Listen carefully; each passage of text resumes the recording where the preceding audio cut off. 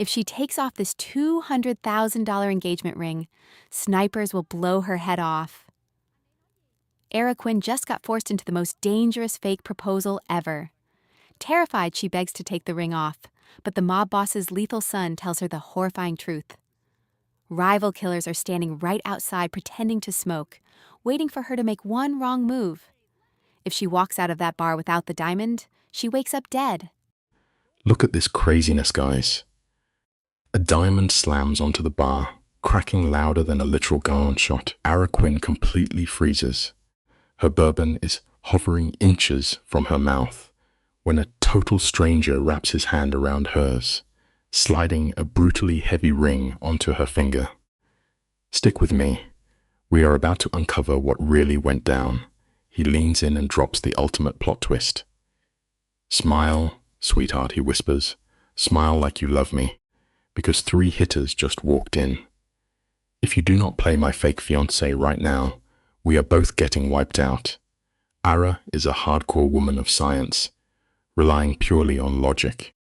But honestly, sometimes life forces you to abandon all your neat little plans just to survive the wildest curveballs thrown your way. Ara built her life around facts she could perfectly control. But the second that freezing metal hits her skin and this mystery dude locks his fingers over hers, her illusion of safety shatters.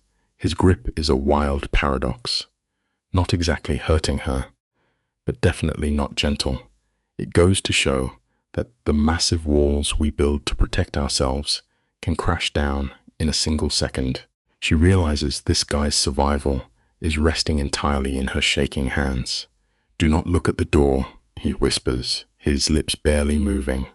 Look at me, and smile like I just asked you the greatest question of your life. Her throat goes totally dry. Feeling like a cornered deer caught by a ruthless hunter, she slowly turns her head and stares directly into this absolute madman's face. This guy is 40, rocking sharp, dark hair and a jawline chiseled out of pure mobster regrets. He is flexing a suit that costs more than her yearly rent. But guys, his eyes are the craziest part. They are the color of freezing lake water, totally haunted. He is smiling at her, and it is the most terrifying expression ever, because it is flawlessly perfect. He looks like a man desperately in love with his bride, but it is a total fake out. We all wear masks to survive our daily drama, but this dude is a master of deception. Breathe, he whispers, never dropping that insane fake smile. Ara, breathe. How do you know my name? She stammers, completely shaking. Later, he casually commands, smile. She desperately tries to play along, but her numb face feels like solid concrete. Ara stares at her hand, trembling uncontrollably under his grip. This is the same rock-solid hand that spent 8 hours this morning doing surgery on a fragile animal. Now, she is shaking like crazy. That giant diamond is weighing her down like an anchor. Good girl, he praises softly, his voice dropping into a dark velvet hum. That is good. Now laugh. Ara chokes on the word. What? Laugh, Ara. Lean into me like I just whispered a dirty secret. I do not know how, she begs. You do. His thumb slowly strokes the back of her hand. It is a simple move, but honestly, we forget how much we starve for genuine connection until we finally feel it. Yes, you do, he murmurs like an absolute boss. Just laugh, please. And somehow, caught in this wild Mafia trap, she actually does it. The sound claws out of her throat. It is an awkward noise that sounds way more like a sob than actual joy, but she pulls it off. She leans into his shoulder, looking like a woman clinging to her forever guy. Across the dim room, she instantly feels the crushing weight of those 3 violent stares drift away. Sometimes the absolute bravest thing you can do in life is just confidently play the hand you are dealt. Good. He exhales, his chest rising against hers. Stay there. Pick up your drink with your left hand. Let them see the ring. Who are those men? She panics. Drink first, he orders like a total mob boss. Ara grabs a bourbon with fingers she barely recognizes. That massive rock catches the tavern light, throwing a flashy reflection across the scarred wooden bar. This ring is a straight-up showpiece, the kind of rock a billionaire flexes in a magazine. She raises the heavy glass and takes a slow drink. The burning bourbon forces her muscles to relax just a bit. Then, boom, his arm slides right around the small of her back. It is an incredibly public claim of ownership, and shockingly, she does not pull away. "There she is," he murmurs into her hair. "There is my girl. I am not your girl," she whispers back bitterly. "Tonight, Yuasi replies, without missing a beat. "Tonight, you are the absolute love of my life, Ara Quinn, and you are going to save it. You and I both know a desperate man will do anything to survive. His name is Adrian, but right now she only understands the raw, terrifying danger her instincts are screaming at her about. Her gut instincts are screaming that pure violence just crashed this room. The drink she bought to drown out an exhausting day is now a stage prop in a deadly survival game she never asked to join. She awkwardly tugs at her borrowed black dress. Her sister literally shoved it into her hands hours ago, begging her to stop looking so depressed and just fake it for once. You and I know all too well how the smallest, reluctant choices can walk us right into a nightmare. This flimsy dress is the exact reason she got anchored to this stool, next to this lethal mobster. She had only promised herself 10 short minutes. Just 10 fleeting minutes of peace, sipping a stiff drink, and finally dropping the fake smile for people she does not even care about. She just wanted 10 minutes to let her mask slip. She planned to slink back to that suffocating party and survive the night exactly how she survives her whole life, quietly and profoundly alone. But seriously, guys, fate has a ruthless habit of laughing right in the face of our neat little plans. Her grand escape lasted exactly 4 minutes. "Look at me again," Adrian orders, his voice an urgent scrape in the dark. "Do not check the door. They are still watching. I can feel them watching us. Look into my eyes." She instantly obeys. His face is terrifyingly close. She can see a jagged scar slicing through his left eyebrow. She breathes him in, a rich blend of crushed cedar and crazy expensive cologne, perfectly masking something way darker and deadlier underneath. They look so entangled that any spectator would swear they are witnessing two souls desperately in love. "What is your name?" she whispers, her voice shaking. "Adrian," he replies softly. "Adrian what?" "Later," he dodges. "You said later about how you knew my name." She pushes back, desperate for an anchor in this madness. Guys, for a fleeting second, his mask completely cracks. A genuine, tragic smile touches his lips. "Vulov," he confesses, the name dripping with bloody Mafia history. "Adrian Vulov. Listen to me. In 90 seconds, the towering guy in the grey suit will walk over and ask a question. You will answer it." "What question? What question?" she pleads. "Sweetheart, your answer is yes. It is always yes, and I love him. The answer is yes, and we just got engaged tonight." "Are you listening to me?" he demands quietly. "Yes. Say the words back to me." "Yes, and I love him," she recites, her heart hammering against her ribs. "Yes, and we just got engaged tonight." "Good girl," he whispers. A strange ache twists deep inside her chest at those words. She has no idea what that sudden warmth means, and zero time to unpack it. "Why me?" she asks, staring straight into his freezing eyes. He does not answer right away. Instead, he picks up her bourbon with the fluid grace of a partner who has shared her drinks for a decade. He takes a slow sip, setting the glass down between them. Only then does the brutal truth spill out. Because you were alone. Because you were not smiling. Because nobody in this crowded room is even looking at you, Ara. You are utterly invisible to them. Every soul in this building is tethered to someone else. They have a story of who they belong to. You do not. She stares at him, stunned by this ruthless assessment of her life. That is the worst answer I have ever heard. She fires back. It is the only honest one I have left, he counters. You do not know me, she argues. No, he agrees. You do not know if I will play along. No, I could walk out those doors and you would be murdered. Yes. She blinks, searching his face. There is zero panic, no desperate begging. He offers only a flat, bone-deep exhaustion. He looks like a man who has counted the bullets in his chamber and is simply reading her, the ugly math wolf. I would die, he repeats softly. And you probably would too, because they have seen us together. To them, you are just a dangerous, loose end. The only thing keeping you breathing is the illusion that you matter to me. So please. Guys, his deep voice fractures on that final word. That broken sound changes everything. Ara has spent her life at decoding the pleas of creatures who cannot speak. She recognizes true surrender in the stillness of a wounded animal. Now, she hears that exact tragic echo in the voice of a mobster in a $4,000 suit. You and I both know that pain is the one language every living thing speaks. It is the haunting sound of a soul preparing for the end. Slowly, she turns her palm upward. She laces her shaking fingers tightly through his. Okay, she breathes. He squeezes his eyes shut.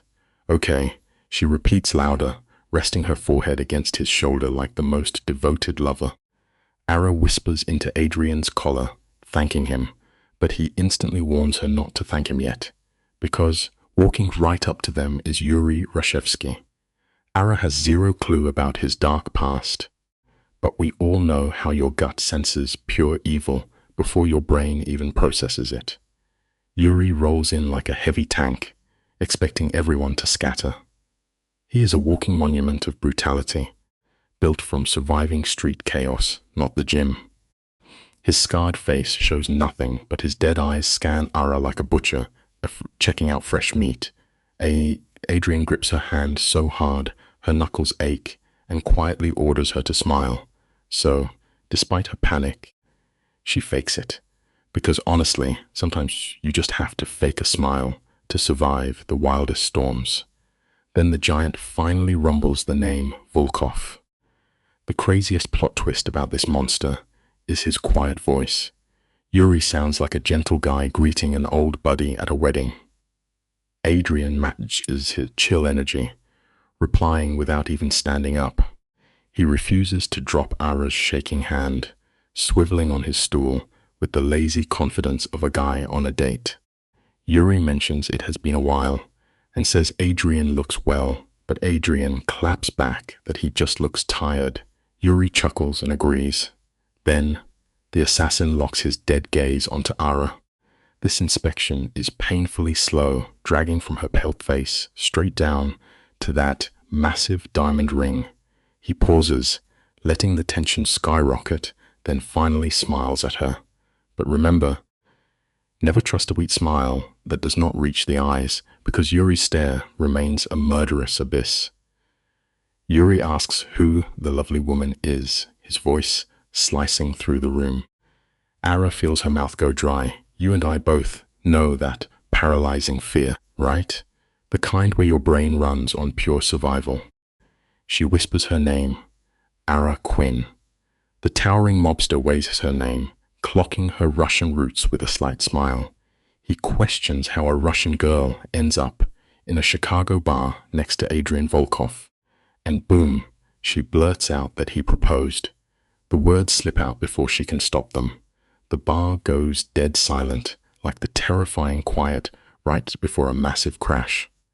Adrian squeezes her fingers, not as a warning, but like he is intensely grateful. It just goes to show, sometimes when everything is falling apart, the only way to survive the drop is to take a massive leap of faith. Yuri repeats that he proposed tonight, sounding super entertained by the drama. Meanwhile, Ara is catching the rhythm of this massive lie. She locks into it just like she focuses during a tough surgery, finding a twisted sense of calm. She tells Yuri a story about how Adrian took her to the freezing terrace, got on one knee like an idiot, and she said yes anyway. She turns to Adrian with a flawlessly fake soft gaze. It is pure panic acting, but it proves a wild truth. Raw terror can look exactly like the breathtaking vulnerability of true love if played right. She repeats her yes, and Adrian goes all in. He gently lifts her shaking hand, presses his lips to her knuckles, and kisses that massive diamond ring. Their survival performance is absolutely next level. Adrian smoothly calls it the best yes he has ever heard. Yuri watches them, his gaze incredibly heavy. The tension stretches for a terrible minute. Then, plot twist. The mobster lets out a booming laugh of genuine delight. Ara feels her frozen spine unlock, bone by bone. Yuri says he never saw an engaged Adrian coming, warning that his father will find out tomorrow and be furious. Adrian pleasantly agrees his dad will lose his mind. Then Yuri brings up the business, leaving a scary pause that Ara feels through Adrian's grip. But Adrian stays frosty, calmly stating the business continues exactly as discussed. Yuri echoes his words, but his cold eyes drift back to Ara. It is a sharp reminder to always keep your cool when stakes are high, because a single flinch can ruin the bluff.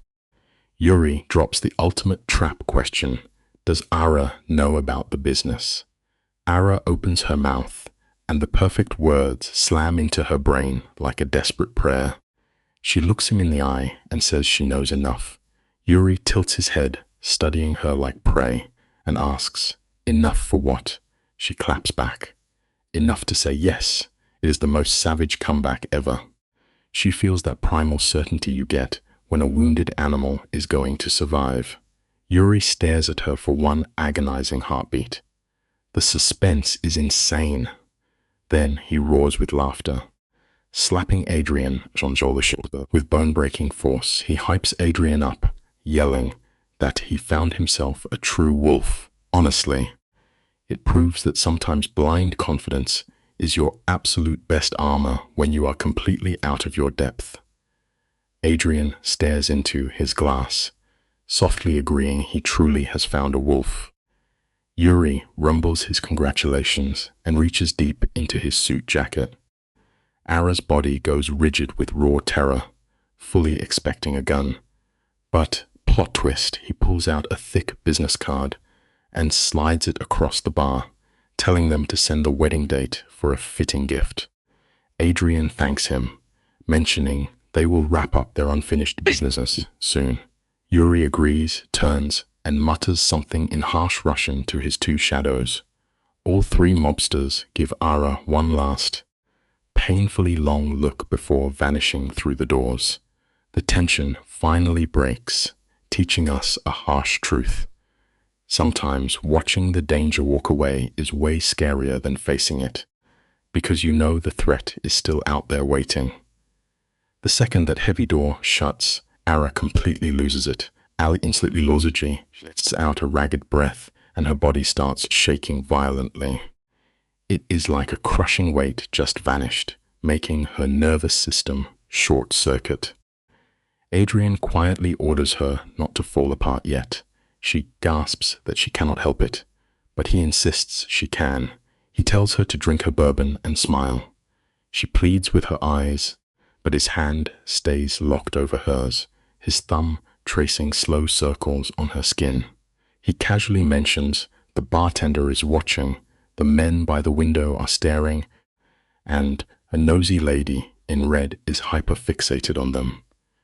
It is a brutal reminder that the world is always watching, so sometimes you have to keep playing your part, even when you are breaking inside. He reminds her they are on a stage. He tells her they are not done performing, ordering her to drink and smile. Ara fakes a smile, but it feels exactly like screaming in the dark.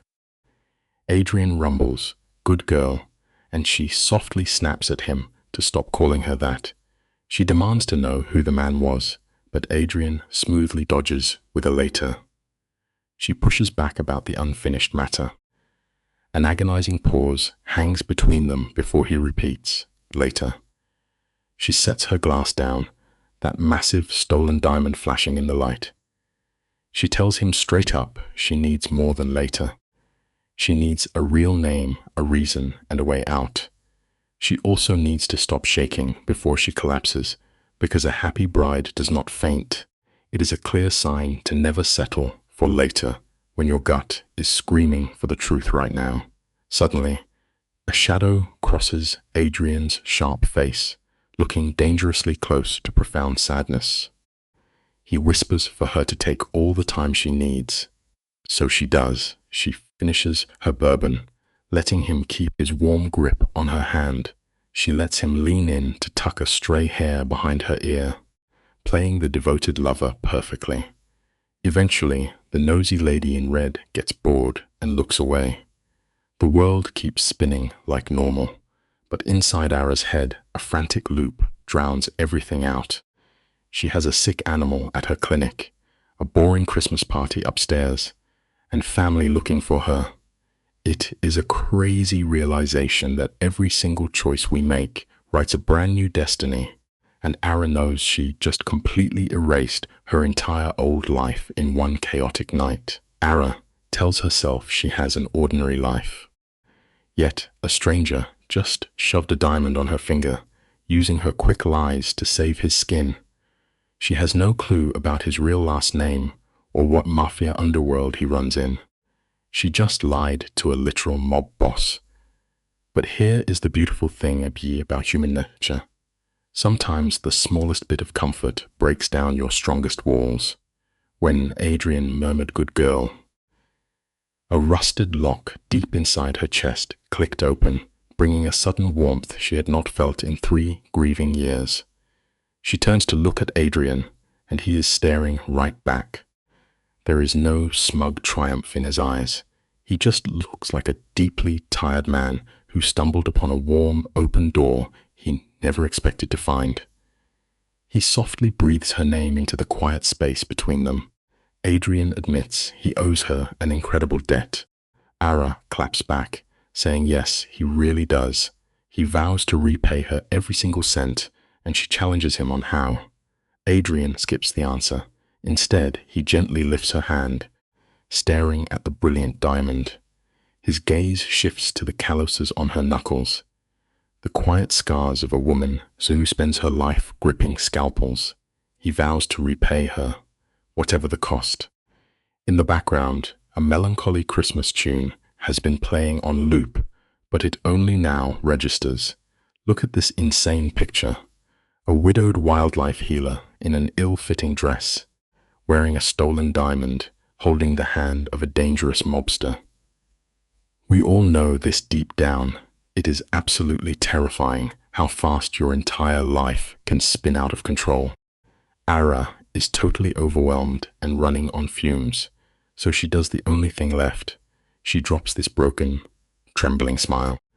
She looks this dangerous boss right in the eye and whispers that he is literally going to ruin her entire life. And Adrian? This icy Don actually smirks. It is the realest emotion he has shown all night. He whispers back that yeah, he probably will. But here is the wild part. He refuses to let go of her hand. Even after Yuri and his thugs vanish into the freezing wind and the immediate danger is gone, Adrian Volkov keeps his fingers strictly locked with hers. It is like his brain physically forgot how to let go. Honestly, beneath all that untouchable Mafia bravado, this extremely dangerous man is low-key terrified of losing his only real tether to humanity. She quietly tells him he can let go now. He says he knows, but begs for just 1 minute. Ara looks at him, and it is honestly wild. On the outside, he is rocking this picture-perfect smile, like a devoted guy who just won the girl of his dreams. But his eyes? He is in full survival mode. He is tracking the heavy doors, the foggy windows, and even the bartender. Ara has to tell him her fingers are going completely numb before he snaps out of it. He finally realizes he has a literal death grip on her hand and instantly softens up. He starts holding her palm like it is made of thin glass, murmuring a quick apology. When she asks what the master plan is now, he just smooth talks her, saying they're simply going to sit at the bar. He tells her they must act like an obsessed couple, finish their drinks, and leave together so he can put her in his car. Ara is absolutely not having it. She fires back that her phone, her family, and her entire normal life are upstairs. She yells that she does not even know his middle name, and he flatly replies he does not have one. Classic mobster stuff. She yanks her hand back and slams both palms onto the bar, hyperventilating as she stares at the blinding diamond on her finger. It is a massive reality check. You and I both know that heavy feeling, right? When a simple lie spins totally out of control and suddenly becomes your actual life. Sometimes pretending to be someone else is the exact thing that traps you forever. Ara can literally feel the dangerous weight of this rock. She grew up so broke that she learned the difference between cheap glass and a flawless diamond before she learned basic math. This stone is the real deal. 3 or 4 pure carats meant for high society, not a struggling vet.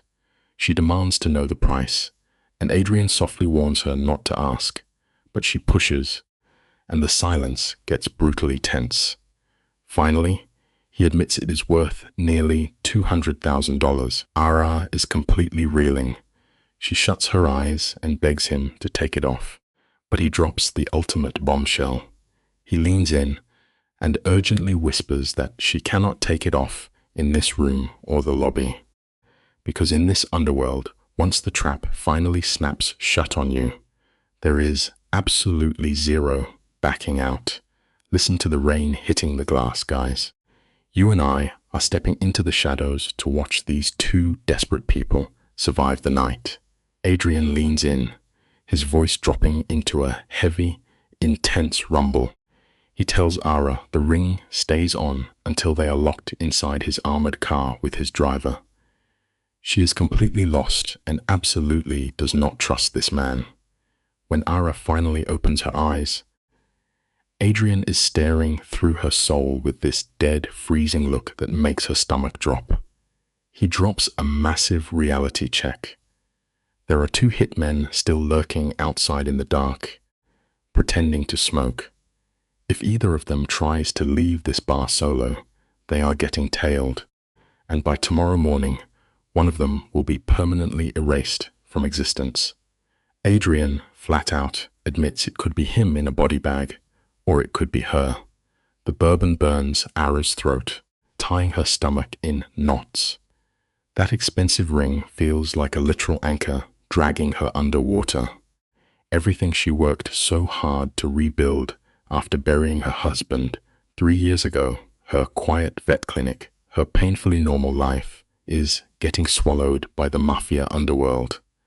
Desperate, she finally asks why he dragged her into this mess. Adrian lets out an exhausted sigh, looking like a man haunted by serious ghosts.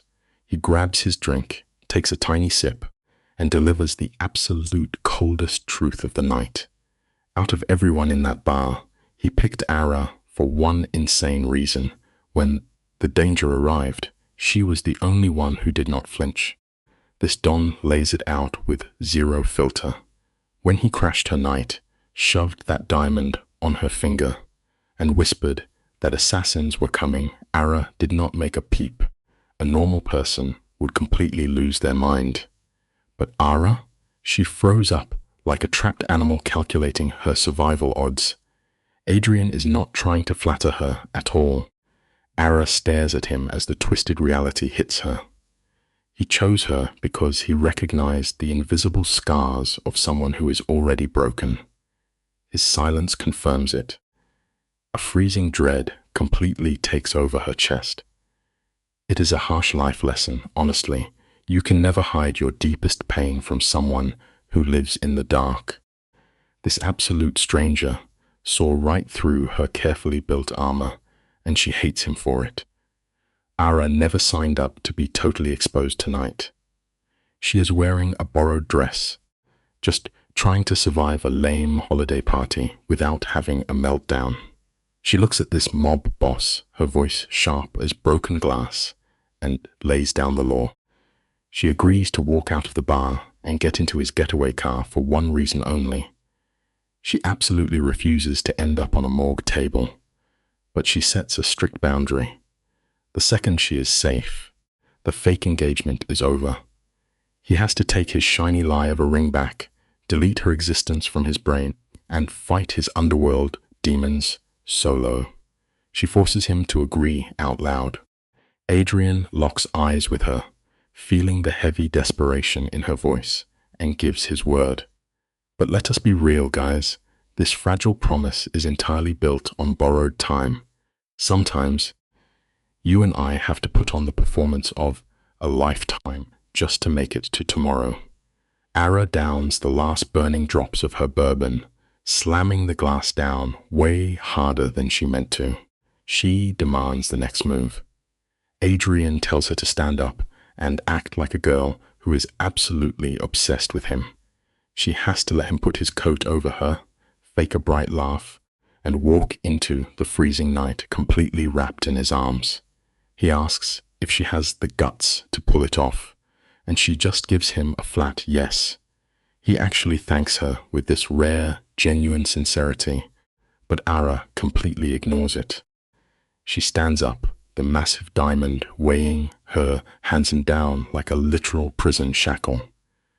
The second that heavy armored car door slams and shut behind her, the intense blast of heat hits her instantly. The second she gets inside that car, the outside world completely deletes itself. You get hit with that rich leather smell mixed with a super suffocating silence. Seconds ago, the traffic was deafening, but inside this tank, absolute dead quiet. This ride was custom built for dangerous men who need a bulletproof wall against reality. The driver does not even flinch. Adrian just drops a single name, Anton, and the massive sedan smoothly glides into the shadows. For a solid minute, it is purely awkward silence. Ara just stares out the thick, tinted glass, watching the neon city lights blur by. She spots glowing shop windows and an exhausted guy in a Santa suit ringing a sad bell. It all looks like this fake, distant movie scene that she is permanently banned from participating in. Joy is honestly so brutal when you are dealing with grief. It always feels like an exclusive club you are locked out of. Ara has spent 3 long years watching everyone else enjoy the holidays while she suffers.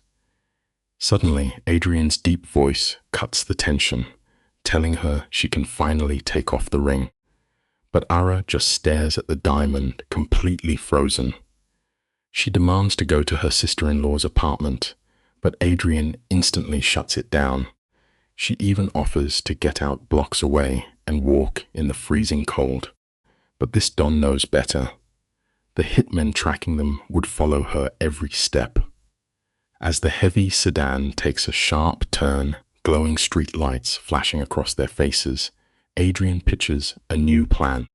He offers a highly secure downtown hotel and swears on his life he will not follow her inside.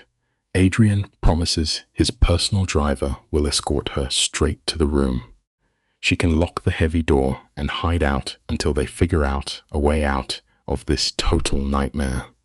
He swears that once the sun comes up, they will sit down and negotiate every demand she has. But for right now, he needs her to keep wearing that massive fake ring.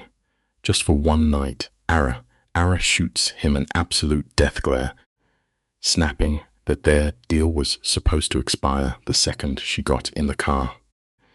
Adrian looks back at her with this heavy, bone-deep exhaustion. He quietly hits her with a huge plot twist. She was the one who made that rule, and he never actually agreed to it. Turning to fully face her, his rough voice drops low. He softly admits she did something for him tonight that he had zero right to ever ask of a total stranger. Stick with me here, guys, because this is where the absolute trap of the Mafia snaps shut. Adrian swore he would blow his fortune to protect her, but that boss, Yuri at the bar, he never forgets a face. He literally called Ara a wolf. By tomorrow morning, Yuri's goons will dig up her quiet life, her clinic, her family, and the agonizing tragedy of her dead husband. Ara visibly flinched at that word, and even Adrian's harsh vibe softened into tragic pity. He warned her they would find out exactly how her man passed. Pure panic flares up, and Ara demands how the heck he knows all this. Turns out, Adrian ran a full network check before she even finished her bourbon. The life lesson here is brutal but true. In a world full of sharks, your deepest secrets are never as hidden as you think they are. Can you believe it? It took his driver exactly 8 minutes to pull her entire life story. Adrian drops the hammer. Yuri's Mafia will have that exact same file by morning. And the only thing keeping Ara breathing is the massive lie that she to him. The brutal reality crashes down. That fake diamond ring suddenly feels like it weighs 100 pounds, chaining her to a violent underworld. She absolutely goes off, furious he violated her privacy, while dragging her into a literal death sentence. Adrian pleads, swearing he only did it to keep them both alive. Ara's voice shakes with pure rage, ordering him to never say her name with that fake, gentle sympathy. He completely shuts up. She stares out the dark window, refusing to cry. Sometimes holding back your tears is the ultimate power move when your world falls apart. Ara is an absolute unit. She had locked her tears away for 3 long years, and she was not about to let this mob boss see her shatter tonight. Staring dead ahead, she forces Adrian to recite exactly what that twisted file says about her late husband. Adrian actually hesitates, totally aware of the psychological nuke he is about to drop, but she coldly commands him to speak. His deep voice fills the heavy sedan, reading the brutal facts. Daniel Quinn, 36, a hero Chicago paramedic. 3 Octobers ago, while saving a patient, he was violently struck by a second car, dead on the freezing pavement, leaving behind a heartbroken widow now trapped in a moving tomb. The pure cruelty of those sterile facts is deafening. Real talk, guys. True strength is not about ignoring your trauma. It is having the guts to face the cold, ugly truth. You and I both know how grief makes people walk on eggshells, right? For 3 years, Ara's family only used safe words like the accident. Nobody ever said struck by a car because those exact words exploded in her chest like literal shrapnel. Yet this dangerous mobster just lined up every trauma bomb and coldly lit the match. Her voice is a broken whisper when she asks why he would be so incredibly ruthless, especially just 2 hours after she saved his life. He tries claiming he was just following her orders, but Ara calls his bluff immediately. He finally admits it was not the real reason, and a heavy silence takes over the dark sedan. Let me tell you, life always teaches us that the people who push our deepest boundaries are often the ones hiding massive, terrifying secrets of their own. Adrian's deep voice cuts through the dark, completely loaded with his own haunting baggage. Get this, he read the file because she absolutely needed to know. He hides nothing from her.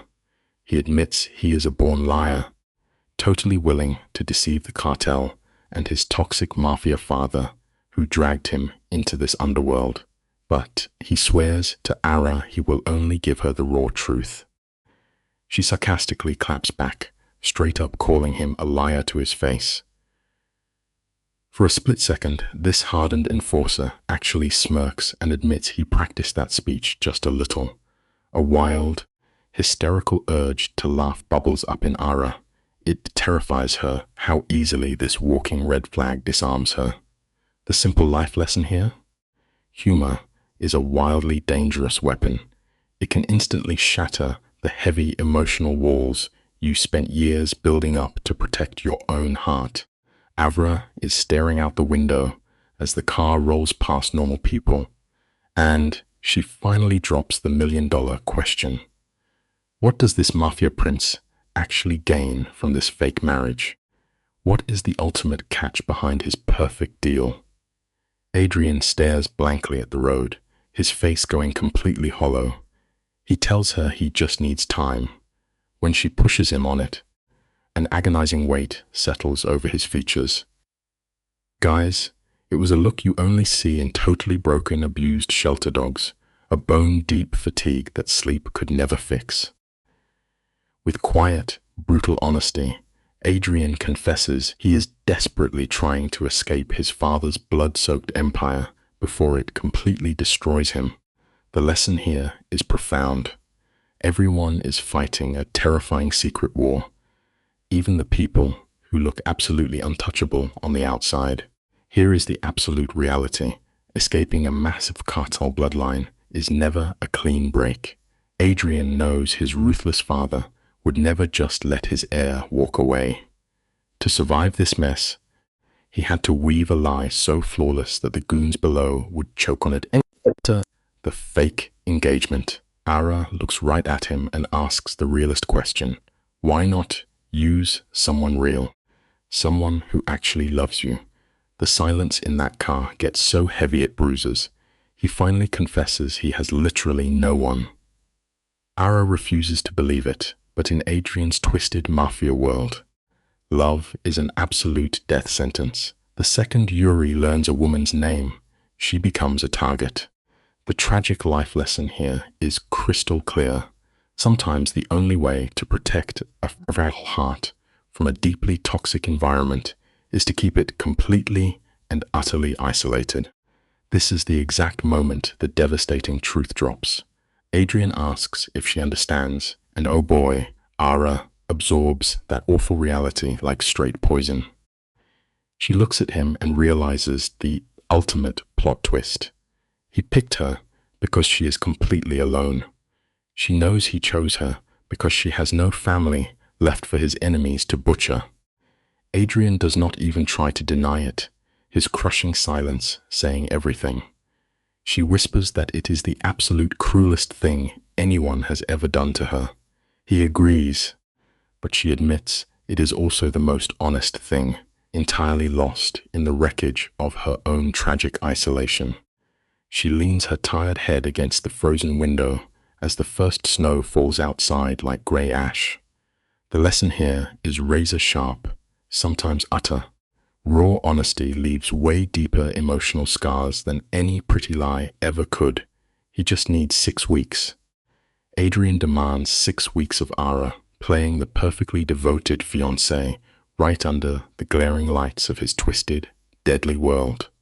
We are talking high-stakes dinners, cartel parties, and dark rooms packed with dangerous hitmen. He needs her to sell this beautiful, crazy lie to Yuri and the wolves circling his empire. After that, total freedom. But Ara is way too smart for this. She fires back, demanding to know what happens if it fails, and the Don discovers the truth. Adrian gets dead quiet, shadows clinging to his sharp jawline. He mutters that if things go south, they will have a massive problem. The kind of problem that literally tracks you to your front door and waits in the dark. The life lesson? Pure desperation will always push a person to gamble with the absolute devil. Can you even imagine the whiplash? Ara squeezes her eyes shut, that massive cold diamond feeling like a literal anchor dragging her down. Just 3 hours ago, her life was beautifully simple. She was in faded scrubs, holding a tiny tiger cub, thinking a bad tip was the worst drama of her shift. Now, she is straight up negotiating terms live with the Mafia underworld, but she goes hard, establishing absolute dominance. She snaps that she has strict conditions. No more lies, She tells him he can lie to Yuri. He can lie to the mob boss who bred him for war, but he must never lie to her. If he does, she will vanish into thin air. Adrian instantly agrees. Remember this, guys, because life teaches it constantly. You can only demand the absolute truth from others when you are fully prepared to pack your bags and walk away. Oh, but our girl Ara is not done building her fortresses. She lays down the absolute final law. She keeps her clinic, and the animals come first. If his violent Maya bloodline even breathes in the direction of the people she cares about, she is out. No begging, she walks away, and he lets her. There is this incredibly tense, dangerous heartbeat of silence in the car before he finally agrees. But Ara catches it and immediately points out that he hesitated. Adrian locks his intense dark eyes onto hers and drops the craziest line. He admits he hesitated because he does not know if he will actually be able to let her go when the time comes. Boom. It just goes to show that the firm, healthy boundaries we set to protect our lives are often the exact things that tempt deeply broken people to completely tear them apart. This final moment gives me absolute chills. The glowing neon lights of his luxury hotel flicker like a massive warning sign. The doorman is just waiting to let this dangerous new mafia world swallow her whole. Ara is literally trembling as she whispers that he gave the wrong answer. Adrian replies with a deep, heavy regret, admitting it was the only honest answer he had. She tells him straight up that he will ruin her life. He gives this broken ghost of a smile as the heavy car finally glides to a halt. The giant fake diamond catches the neon glare, flashing totally cold and undeniably real. It is a crazy human tragedy, honestly. We so often cling to the very toxic things that promise to completely destroy us, totally mesmerized by their beautiful danger. Ara did not take that deadly ring off her finger that night, and she definitely did not sleep at all. Alright guys, let's right into this absolute mess. Ara is hiding out in some sketchy hotel room at 6:14 in the morning. She has not slept a wink, still fully dressed in her heavy coat and damp shoes, just staring at that massive mafia ring clamped on her finger like a trap. She is totally ghosting the world until her phone blows up with 12 missed calls from her best friend, Marin. When Ara finally picks up, Marin is absolutely losing her mind, running on pure panic attack energy. And here is a simple life lesson for you. Fear is a heavy tax, and we always end up making the people who care about us pay the price. You have got to face your demons before they drag your loved ones down into the dirt. Ara tries to play it cool, whispering that she is at a hotel and totally fine. But Marin is not buying a single word of it. She is screaming that her husband, Marcus, is out driving in circles looking for her. And she literally called the cops 40 minutes ago, thinking Ara did something unthinkable. Ara tries to use this soft, soothing voice to calm her down, but Marin snaps back hard. She tells Ara that is the exact same lying voice she used at Danny's funeral. Let that be a lesson for all of us. Shared trauma leaves a massive echo, and real friends can always smell your lies from a mile away. Marin straight up threatens to cut ties forever if Ara does not drop the act right now. Marin breaks down, crying that she loves Ara to death, but just cannot handle this toxic drama anymore. Ara is literally suffocating right now. She looks at that icy diamond ring, flashing back to mob boss Adrian, demanding total loyalty, and his hitman, Yuri, staring at her with dead butcher eyes. Ara confesses that something crazy happened last night but begs for a few hours to process it. Marin asks the heavy questions. Are you safe? Are you sure? Are you alone? Ara hesitates, then drops a massive lie and says yes. Here is a solid life lesson for you. We often lie thinking it protects our people, but inviting monsters into your life only puts a bigger target on everyone you actually care about. Stick with me on this one, guys, because Marin catches that tiny hesitation instantly. She demands the hotel name and says she is coming right now, but Ara is absolutely desperate. She begs Marin for just a little more time, promising to spill every single dirty detail at the kitchen table tonight. And then she does the unthinkable. She swears on Danny. The line goes totally dead. In their world, Danny is sacred territory. Swearing on his memory is the ultimate final card you can ever play.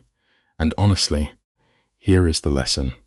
You never use the memory of someone you lost just to buy yourself time, unless you are literally fighting for your survival. Ara just put her entire soul on the line to keep the mob away. Marin finally caves, her anger melting into pure, terrifying fear. She tells Ara they will figure this dark mess out together, no matter what. Ara completely chokes up, unable to speak, and hangs up the phone. Sitting there on that cheap mattress, the dam finally breaks. For the first time in 3 long years, Ara cries. It is not some loud, dramatic sobbing, but just a quiet, exhausted release of pure sorrow falling from her tired eyes. It is wild how heavy carrying a secret can be. The big takeaway here is pretty simple. Sometimes the bravest thing a broken person can do is just drop their heavy armor and let the tears flow. Bottling things up will only destroy you faster than any mob boss ever could. She is crying because Marin sounded exactly like Danny did right before he died. But mostly, she is devastated because she just lied to the one person who deserved the truth, trading her loyalty for a dangerous mafia boss she met barely 12 hours ago. Then, her phone buzzes with an unknown number. It is Adrian, his deep voice rolling over the line. Ara snaps back into survival mode, burying her grief behind a wall of pure steel, asking how he got her number. He plays dumb, but she knows his shadow, Anton, tracked her. A quick life lesson for you. Guilt is a restless ghost that will always haunt the spaces between your lies. If you play with fire, do not act shocked when the smoke ruins your vision. Ara completely shuts down, telling him he does not get to say her name softly 2 days in a row. She demands to know what he wants. Adrian asks to meet for coffee downstairs in 20 minutes so he can keep his promise and answer her questions in the daylight. Ara points out the sun is not even up yet, but he brushes it off. Then she lays down the law. If he brings even one soldier, she is walking out the door forever, just him alone. Adrian agrees. Here is a massive lesson we can all learn from Ara right now. You must draw firm boundaries and stand your ground, even when a violent tide is rushing in to wash you away. If you let people cross your line once, they will trample it every single time. Ara stares at the cursed diamond, splashes some freezing water on her face, and calls herself an absolute idiot in the mirror. Down in the lobby, Adrian is waiting with 2 coffees. He is wearing a dark suit without a tie, but under all that expensive boss energy, he looks just as exhausted and broken as she feels. Ara actually hates him for showing that sudden vulnerability because it makes him real. But deep down, she kind of likes seeing his human side. Listen, the truth of the matter is simple. We often secretly resent the people who perfectly reflect our own unhealed pain. When you see your own messy trauma staring back at you in someone else, it forces you to face the very things you want to hide. You and I are going to unpack this intense showdown right now. Ara sits down, and Adrian slides a black coffee her way, claiming it was just a lucky guess. She studies him through the steam and immediately goes for the She demands to know about his father. Adrian is completely caught off guard by that hit. He admits his father called 3 times, but he ignored them because he owed Ara the truth first. She asks for a name, and Adrian finally drops it. Victor Volkov. Ara pushes harder, asking what Victor actually does. Always remember this life lesson. You have to ask the hard, uncomfortable questions up front. If you ignore the red flags early on, you will end up drowning in the collateral damage later. Adrian goes totally cold and confesses that Victor runs a fake logistics company at Indiana Harbor. On paper, it is shipping consumer goods, but in the shadows, he is trafficking humans and illegal cargo. 31 years in the game without a single arrest. Adrian says all this with raw agony in his voice, admitting to burying people he personally knew for this empire. Ara is chilled to the bone, asking what Adrian actually does in all this madness. The lesson here is brutal but true. Toxic family business will rot you from the inside out if you do not break the cycle. Adrian finally admits the darkest secret of all. For the last 12 years, he has been the Mafia boss's ultimate problem solver. Adrian admits that when a partner steps out of line or a witness sees too much, he is the guy they send to clean up the mess, and he has solved way too many problems over the years. The sheer weight of his cursed bloodline hangs over the table. Ara is literally shaking, but she forces her cup down and asks the ultimate question. Have you killed people? Adrian tries to dodge, begging her to see the gray area, but she forces a simple yes or no. He whispers yes. When she pushes for a body count, his voice cracks with genuine sorrow. He begs for 2 weeks to reveal that number. Take note of this life lesson. Owning your mistakes takes real guts, but delaying the truth only makes the eventual fallout so much worse. Stick with me, because this is where the dynamic totally shifts. Adrian begs her not to make him say the number before she finishes her coffee. Ara looks across the table and sees a man totally crushed under the weight of his own sins, standing in the ashes of his ruined life. As much as she wants to hate him, she hates that she understands his pain.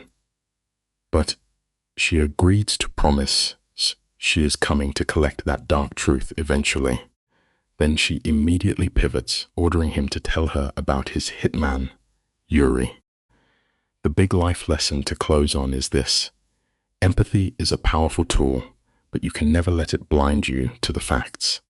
You can understand a person's pain while still holding them strictly accountable for their actions. Listen to this absolute madness, because you and I are about to unpack some massive drama. Adrian is caught in the wildest trap. Yuri, his dad's oldest buddy and literally his worst enemy, works for Pavle. Pavle and Adrian's dad built a massive empire for 20 years, but split 18 months ago over a ghost shipment that totally vanished. Now both bosses are pointing fingers and blood is spilling everywhere. Yuri struts into the bar last night and drops a bomb. Adrian has exactly 48 hours to pick a side. He either sticks with his fading dad or flips to Pavle's crew.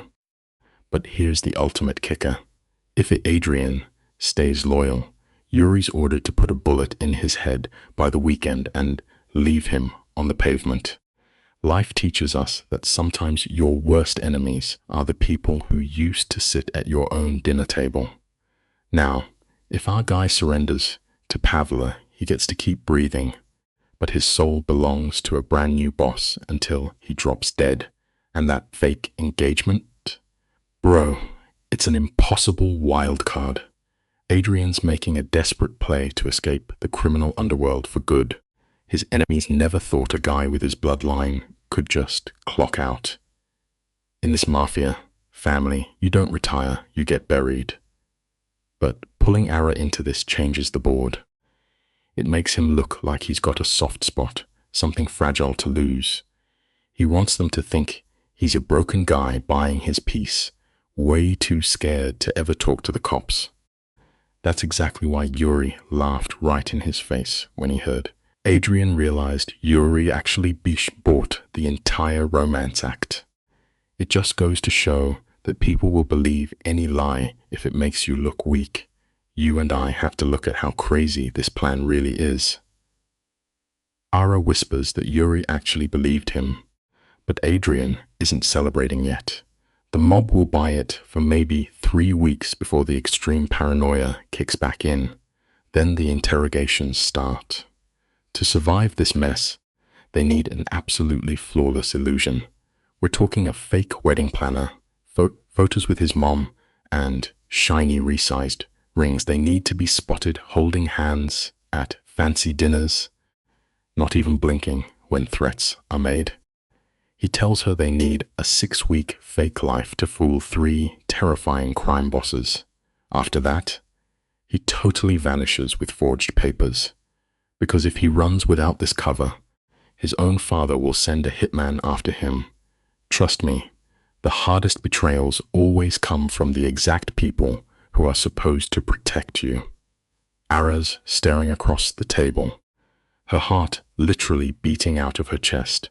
She drops her voice to a whisper and asks if she's just playing the loving fiancé or if she's straight up acting as his human shield. Like, she's the only reason he can walk out of his dad's house without getting dropped. Adrian admits it, yes, and after 6 weeks, he ghosts everyone. She goes back to her normal clinic, keeps the giant ring, bags the cash, and they become total strangers. But Ara is super smart, and her brain's already doing the math. She looks at him and asks the real question. What happens to her when his dad realizes his son ran away? Does Yuri show up at her apartment with a loaded gun? Honestly, it reminds you that every quick fix usually drags an innocent person right into the deadly crossfire. Adrian finally answers her, his deep voice barely carrying over the restaurant noise. He straight up tells her it all depends on how cleanly they fake the breakup, and if he bribes the right monsters on his way out. He says if he pulls this off perfectly, she goes back to her quiet life, and the mob never knocks. But then he drops the heavy truth. If he messes up even a little bit, she becomes a bloody loose end. Bro, she's completely frozen. And the wildest part? The hotel around them is totally normal. Waitresses are pouring coffee, guys in suits are laughing, and music is playing in the background. The world keeps spinning while they discuss her potential murder. It's a wild lesson that your whole life can fall apart while everyone else is just casually drinking their morning coffee. So Ara's sitting across from a dude who casually outlined her assassination like he's reading the morning weather. She gives a bitter smile and asks if he wants to know what's actually funny. For 3 brutal years since her husband Danny passed away, everyone's been feeding her absolute garbage lies. They claimed he didn't suffer, even though she knows he bled out on the highway for 40 minutes. They promised the pain would vanish, but she's still drowning in it. They even tried to say he'd want her to move on. Like, excuse me, the dead don't speak for the living. She looks at the massive diamond on her hand and points out that a total stranger just warned her they had 10 seconds to live. Tragedy really teaches you that a harsh truth is always better than a comfortable, pretty lie. She looks right at him, her voice shaking but full of this insane new fire. She tells him his frantic warning in the bar was literally the most honest thing anyone said to her in 3 years. She spent 9 hours obsessing over the fact that a literal hitman had the basic human decency to tell her she might end up as collateral damage. Nobody in her normal life had been that straight with her since her husband was buried. Adrian's just sitting there, stunned, totally forgetting his coffee. He tries to warn her he isn't finished explaining the risks, but Ara completely cuts him off. She looks this dangerous mob enforcer in the eyes and says she's doing it. 6 weeks. Boom. It's a huge reminder that sometimes the most broken people are the ones who step up when the real danger arrives. Stick with me on this one, because you and I are about to see her flip the script. Ara lays down the law. She swears she'll play the perfect role, laugh at his terrible jokes, and charm the absolute worst monsters on the planet. She plans to lie with the same wild desperation he uses to lie to himself, and she refuses to end up in a ditch. Adrian's totally stripped of his tough guy armor and just whispers that he hears her, but then she drops her ultimate demand. When he finally escapes and buys his new life, she's taking the ring off and going back to reality. In exchange, he has to pay her ultimate price. Adrian blindly promises anything. Her demand? He has to actually survive. It proves that demanding someone else value their own life is the most powerful thing you can do for them. We've all lost someone, right? You and I know how grief rewire brain. She stares this killer down and demands that he lives a long, incredibly boring life wherever he runs. She tells him Danny's death taught her that life is violently short and can be snatched away mid-sentence. She refuses to let him waste this massive sacrifice. He has to carve out a life so hidden that his dad's hitmen can't find him, and so genuinely rich that his own dark past can't drag him back down. That's her only acceptable payment. Honestly, bro is completely speechless. The ultimate Mafia problem solver is just sitting there with absolutely zero comeback. It's a brilliant lesson that real revenge against a dark past is simply choosing to live a beautifully ordinary and quiet life. Picture this with me because it's straight out of a movie. Ara is sitting across from a guy who literally deals in blood, and she actually says yes. She tells Volkov she hasn't been a normal person for 3 long years. There's this massive, heavy pause. He puts his coffee down and lays his hand flat on the table, looking exactly like a soldier giving up his weapon. He just whispers, yes. Ara stares at his hand, but totally refuses to touch it. This is the exact same hand that does hit jobs and just gave her a $200,000 ring. But under all her exhaustion, she feels a tiny spark of life breaking through her depression. Trust me, it's definitely not love. But we all know tragedy changes people. And sometimes surviving means grabbing onto the craziest lifeline you can find. It wasn't even in the same universe as love. It was just that stubborn, annoying little spark in her brain, whispering that she was finally feeling something again. Honestly, Ara absolutely hated it. She picked up her cup, the giant diamond flashing a crazy white glare across the table. She locks eyes with Adrian and tells him he has 6 weeks, warning him not to make her regret this insane gamble. He promises he'll do his best. Later that day, she goes to see her friend Marin, who throws the door open before Ara even knocks. Marin looks like she's been crying for hours, hitting that completely numb stage of panic. It's a harsh truth, but grief teaches us that sometimes survival is just forcing yourself to figure out what to do in the next 5 minutes without totally losing your mind. The very first thing Marin does is crush Ara in a hug, so wild it practically cracks her ribs. She's sobbing, calling Ara an absolute idiot, and Ara totally agrees. Bro, Marin had been calling hospitals, the police, and even the city morgue in a complete meltdown. When Ara tries to calm her down, Marin snaps, demanding she explain everything right now before she loses her mind. She pulls Ara inside and slams both deadbolts locked. Marin doesn't play around with locks anymore. Ever since Danny died, the universe taught her a brutal lesson about how useless a closed door is when tragedy decides to kick it down. It's a sad reality that once you lose someone unexpectedly, you spend the rest of your life trying to lock the monsters out, even when the danger is already inside. Ara completely collapses into a kitchen chair, pressing her gloved hands flat against the table. She literally kept those black gloves on for the entire cab ride over. Marin stares at the gloves, her face going totally pale, and orders Ara to take them off immediately. Ara slowly pulls them off, and Marin's eyes zero right in on that massive, blinding diamond. She looks frantically from the rock up to Ara's exhausted face, absolutely frozen in shock. She starts screaming, demanding to know why her best friend is wearing a Mafia fortune on the exact same finger where her dead brother's wedding ring used to be. They'd sworn at his funeral to never lie to each other. It proves that keeping a secret to protect someone you love usually feels exactly like the worst kind of betrayal. Guys, picture this. Ara is staring dead into the eyes of her absolute best friend, Marin. This is the ultimate ride or die.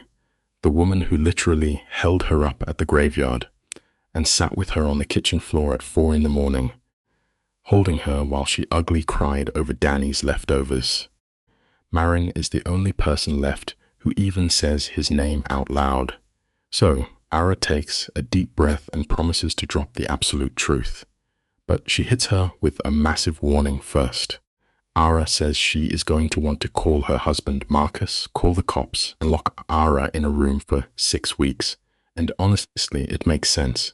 Sometimes, the hardest lesson in life is realizing you cannot lock up the people you love just to save them from their own toxic choices. The silence in that room was so thick you could cut it with a knife. Marin instantly clocks how insanely specific that list is. This is the checklist of a girl already neck-deep in a crazy dark plan. Marin completely deflates into her chair, her knees basically giving out from the sheer panic. She folds her shaking hands and just begs for the truth. So Ara spills all the tea. She talks about the bourbon in that shady bar, the dude with eyes like literal ice water, and that massive diamond hitting the table like a gunshot. She name drops Yuri Reshevsky and his creepy, flat smile, admitting she took this insane Mafia deal out of pure, crushing loneliness. It just goes to show desperation will make you shake hands with the absolute devil. Ara just keeps dropping bombs. She tells Marin about the morning coffee date, where this absolute unit of a stranger casually drops the fact that her 6-week fake dating gig could end with a bullet straight to the chest. She lays out every single twisted Mafia condition, but flexes her one non-negotiable rule. Adrian Vuloff gets to walk away and live a totally boring, normal life. She is watching Marin's face go from pure shock to absolute horror to silent, freezing rage.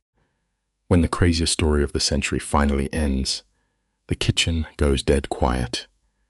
Marin just goes full zombie mode, walks to the counter, grabs an unopened bottle of dark red wine, and pours 2 absolute unit-sized glasses. She slams one down right in front of Avra.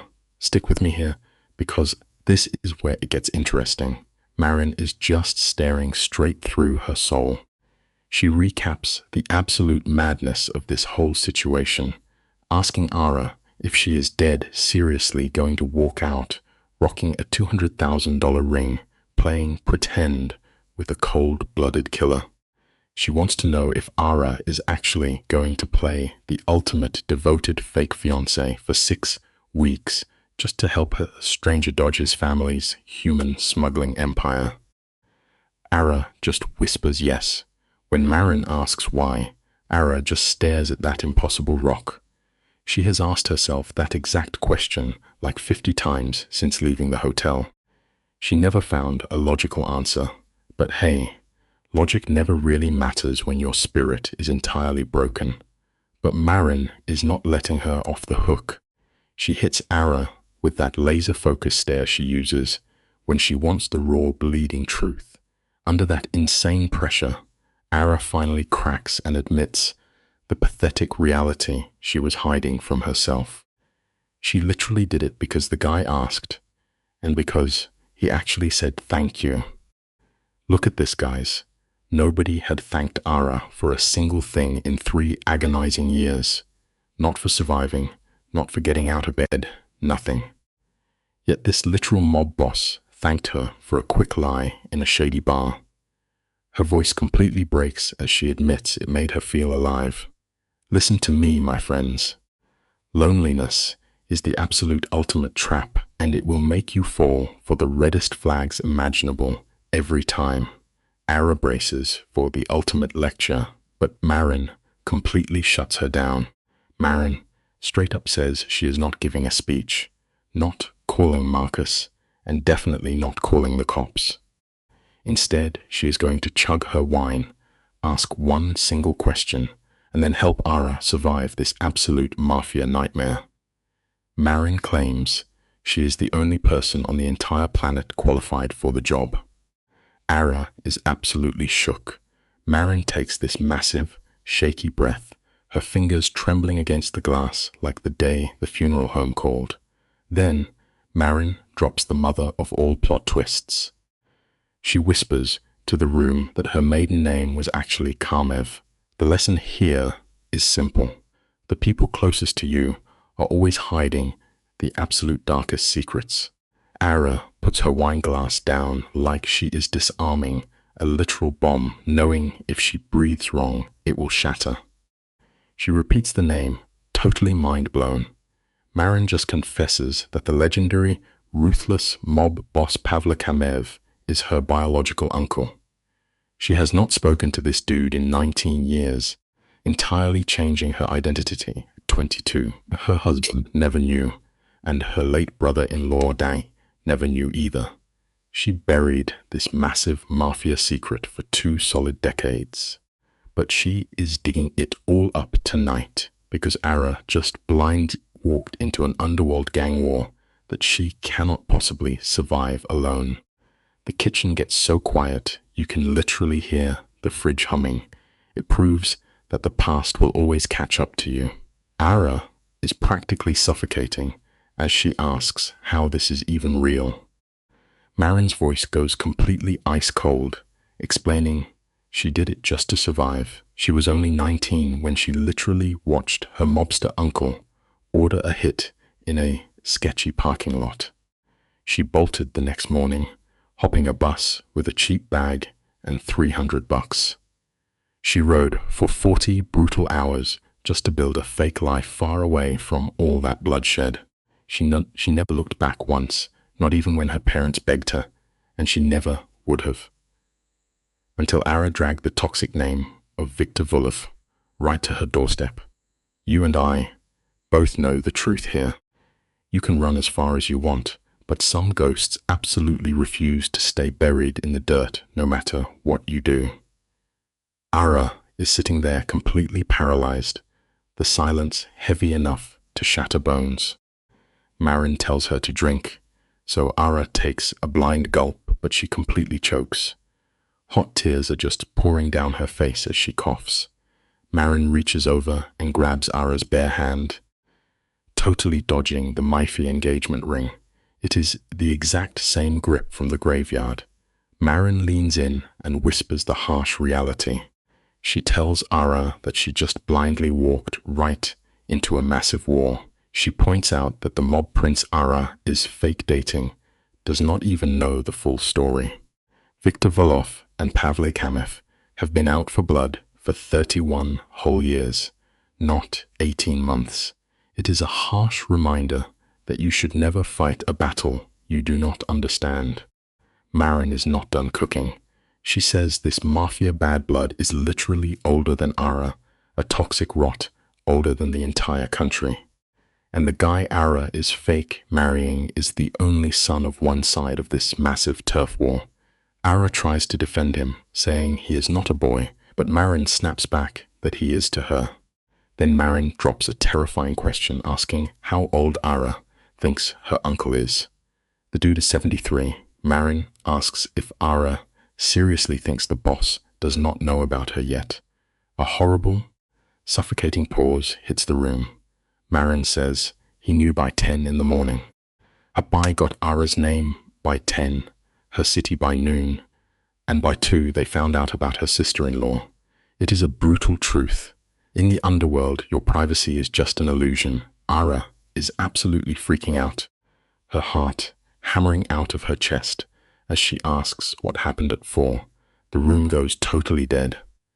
Marin looks her in the eye and says that by 4, the Mafia boss knew his enemy's fake fiancée was tied to his own runaway niece. Ara is just stammering, trying to process this literal nightmare. She asks if Pavle Kamev actually knows that she is connected to him. Marin confirms he has known for 4 solid hours. How? Because at 4:11, Marin got a call from a number she has not seen in 19 long years, straight from a payphone at a mob deli. Ara gasps, asking if she picked it up. Marin bitterly says no, but the voicemail invited her to a Sunday family dinner. Family drama. Guys, it never goes away. Marin whispers that the voicemail actually called her Marina. Literally, nobody has called her that name in 19 years. Ara just buries her face in her hands, her elbows digging into the table while that massive Mafia diamond presses into her cheek like a block of ice. After a brutal silence, Ara drops her own truth. She tells Marin she has to tell Adrian. The guy laid out his entire dark past, spilling all the tea about his father, the hitman, Yuri, and every terrible thing he has done. He looked Ara dead in the eyes and admitted she could die doing this. He was completely honest when nobody else had been. Honesty is the foundation of everything, and Ara knows she cannot hide a secret this massive from the guy trying to protect her. Ara stands her ground, refusing to keep this massive secret. Marin slowly lets go of her hand, takes a super calm sip of wine, and her fingers are suddenly terrifyingly steady. She looks Ara dead in the eye and points out the insane stakes. If Ara tells mobs that Marin is a Kamev, she is basically handing over Marin's life, her husband's life, and their entire future on a silver platter. She is risking 19 years of hiding just for a fake fiancé. Marin asks if Ara actually understands the sheer, catastrophic magnitude of what she is about to do. Ara just says yes. When Marin asks why, Ara delivers the final blow. If she lies, the deal is completely dead. Sometimes telling the truth is the most dangerous move you can ever make. Guys, you and I are going to unpack this absolute madness together. Ara is literally shaking, but she stands her ground like a total boss. She tells Marin that this deal is the only thing keeping her afloat for the next 6 weeks, the one pure, honest thing she has left. She straight up refuses to build a future on lies. The silence in that room gets so thick you could chop it with a butcher knife. Then, massive plot twist, Marin smiles. It is a broken, exhausted, almost angry smile, with hot tears flooding her eyes. She whispers, "Okay, Ara, tell him, but do it right here at this table. Because if she is handing her life over to Viktor Volkov's son, she is doing it on her home turf. The life lesson here: never give up your home court advantage when the stakes are everything." Marin is in total boss mode. She wants to look this Mafia heir dead in the eyes with a glass of wine in her hand. Ara is stunned, asking if she seriously wants to bring him here. Marin says yes tonight.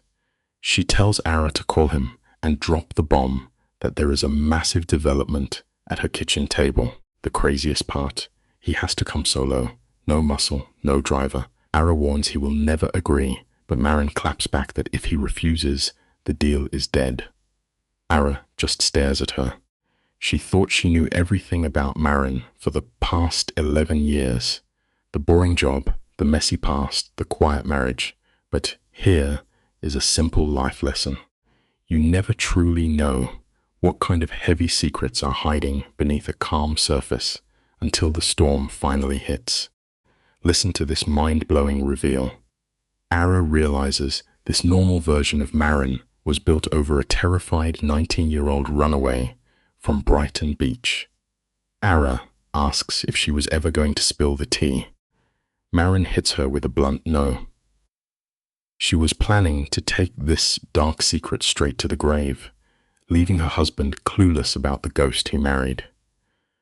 That was her master plan for 19 years, but now Ara has strolled into her kitchen, flexing the ring of a Mafia heir, and that quiet plan is completely wrecked. So Marin decides to do exactly what her mother taught her. She will sit down, elbows on the table, and drop the ultimate truth. The life lesson here is brutal but real. You can try to bury your dark past deep in the dirt, but it always finds a way to dig itself right back out. Marin is literally betting everything on the truth. Ara reaches out, using the hand with that massive Volkov diamond, and grabs Marin's shaking fingers. She softly says she is calling him right now, and he is coming over. They're going to sit at that very table and survive this, just like they always do, because surviving the unthinkable is their absolute superpower. Marin starts crying again and agrees, but she lays down the ultimate ultimatum. If this Mafia prince refuses, sends his goons, or tries to hide them in some fancy hotel, the whole deal is dead. If he does not walk through that door alone, the ring comes off, and they fly away to Morrow. Is a massive life lesson for you. Set your boundaries firmly, and never compromise your own safety for any kind of flashy deal. This part is just raw emotion. Ara's voice totally cracks as she asks if Marin would really run away with her. Marin hits her with an instant yes. Even though she has not flown in 3 years, she says she would get on a plane this exact second if Ara wanted to. Then Marin just starts weeping. Not her usual loud crying over TV ads, but this quiet, devastating breakdown. This is the heavy release of a woman locked inside a terrifying secret for 19 years, finally letting it out. She wipes her face and tells Ara to make the call before she loses her nerve. Ara grabs her phone, hand shaking, and dials Adrian. He picks up fast, sounding incredibly tense. The life lesson here. True loyalty means being ready to drop everything and face the absolute unknown for the people who matter most. Adrian is on high alert, demanding to know what is wrong. Ara gets a terrified nod from Marin and drops the hammer. She tells him there is a massive development and he needs to come over completely alone. No muscle, no driver, just him. The silence on the line is deafening. He is like, wait, you want me to pull up unarmed to a random spot to meet a total stranger when we just started this sketchy arrangement? Ara just hits him with a cold yes. He asks if she understands the absolute madness she is demanding. She does. Then he softly asks why. Ara looks right at Marin and drops the mic. She says it is because the deal was no lies. He needs to hear the truth before sunrise, or the whole operation is cancelled. A quick life lesson. True transparency is dangerous, but it is the only way to build solid trust. Stick with me here.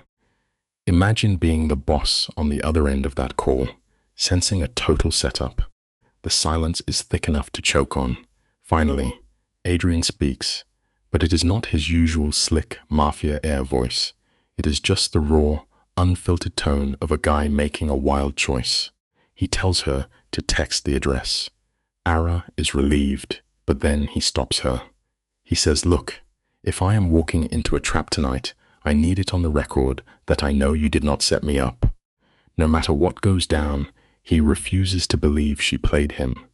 He just had to say it out loud. Ara is so overwhelmed she literally cannot speak. Her throat just closes up entirely. The life lesson we can pull from this: Giving someone the benefit of the doubt in a seriously dark moment will completely change your bond forever. Marin watches Ara totally break down across the table. Without blinking, she reaches for the wine and tops off their glasses. Ara whispers into the phone, "Just come." Adrian promises he is on his way. She hangs up, and that massive diamond catches the light, reflecting a beam against the wall. We all have those crazy moments that split our lives into a before and an after, and this was definitely Ara's. The two women just sit there in pure silence, waiting for destiny to knock. At exactly 9:41, he does. 3 calm, solid knocks. Not the frantic banging of a terrified guy, and not the aggressive pounding of a madman. It is the steady knock of a boss who made a dangerous choice and is here to face the music. The life lesson here? When you make a terrifying choice, you have to own it completely. Marin stands up, and the silence is so heavy it could snap your ribs. She murmurs that she will get the door. This guy is stepping into her domain, and he is going to look her dead in the eye before he sits. That is non-negotiable. Ara knows better than to argue. You and I have probably both been there, right? That moment when fighting back is just wasted breath. Marin unlocks the deadbolts and pulls the door open to find Adrian standing completely alone. He's rocking the same dark suit from this morning, hands empty, no backup, no weapons. But Marin already dropped this wisdom earlier. Just because a guy is empty-handed does not mean he is harmless. A huge life lesson for you. We constantly stress over the obvious threats, but it is always the unseen dangers that actually take us down. Marin sizes him up, her stare freezing the whole way. She calls him Mr. Volov, but he softly interrupts with Mrs. Quinn. She tells him to use Marin, and drops that she knows exactly who he is. He murmurs that they both know. But Marin hits him with the ultimate comeback. "Oh, you do not yet know who I am." Total chills. She tells him to come in and ditch the coat and take the open chair. They are about to have a wildly unexpected chat.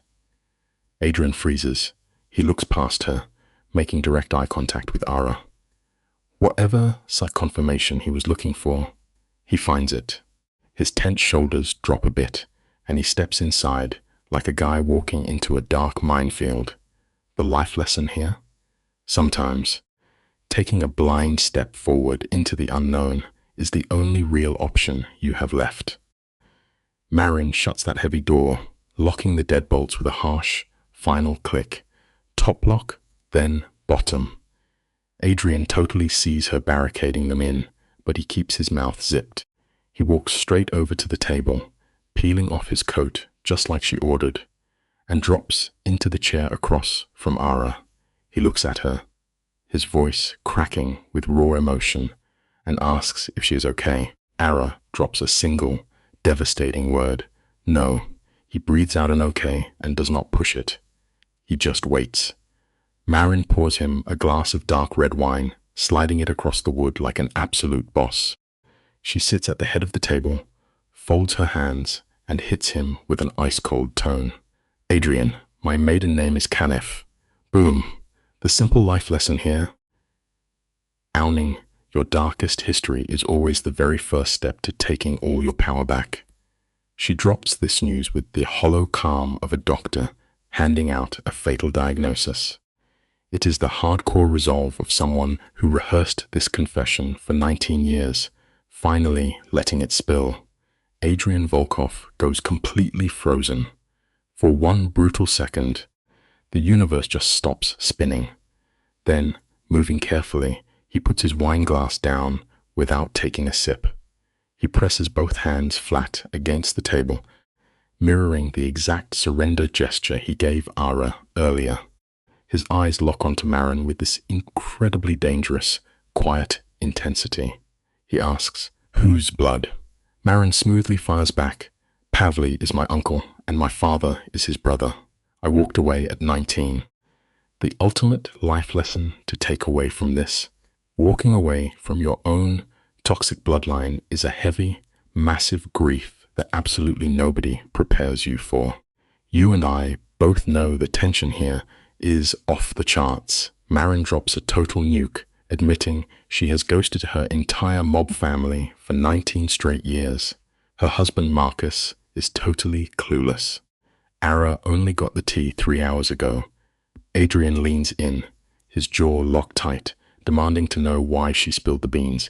Marin claps back like an absolute boss, yelling that Ara walked in, wearing a ring that is basically a Mafia death sentence, and Marin is the only one in Chicago who can stop her from getting buried. Ara looks at Adrian, shaking but standing her ground. She tells him they promised 0 lies, and she would rather lose it all than let a toxic secret destroy them. Let me tell you, honesty is rarely the easy choice, but it is the only safe foundation you can build on. The room goes absolutely dead, silent again, and you can practically hear Ara breathing in pure panic. Adrian is absolutely shook. The guy needs a minute to process the fact that the floor just gave out under him. He grabs his wine, takes a massive gulp to steady his nerves, and locks those cold eyes on Marin. He flat out tells her the games are over. He starts firing off questions like an interrogator. Did her Mafia uncle send her? Nope. Did he reach out today? Yeah. Left a voicemail at 4:11 for dinner. Did she text back?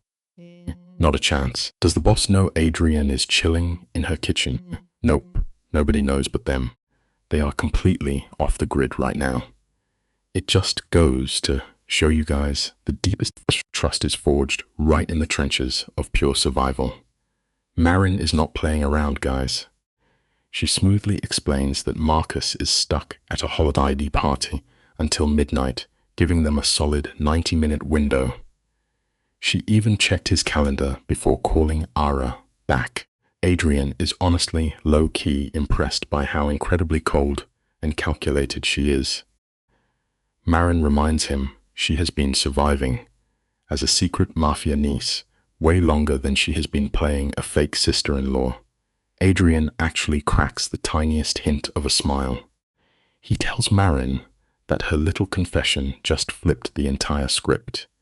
He is sitting there realizing he now holds 2 crazy wild cards: the fake fiancée he needed yesterday, and a secret mob niece he never saw coming.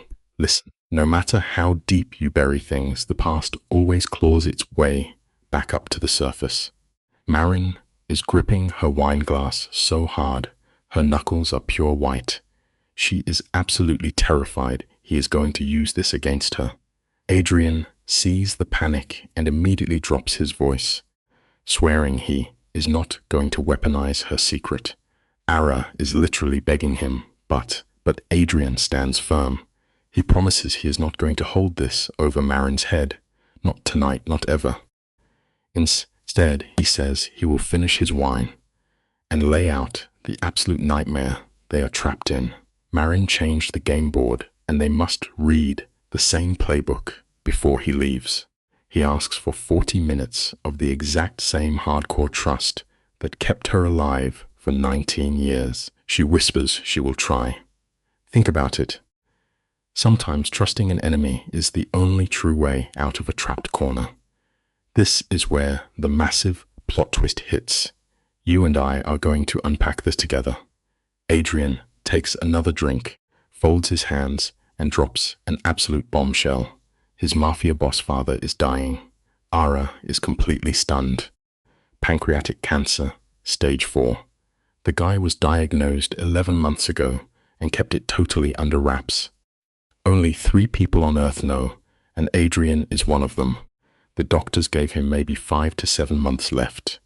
Marin closes her eyes as the horrifying puzzle finally snaps together.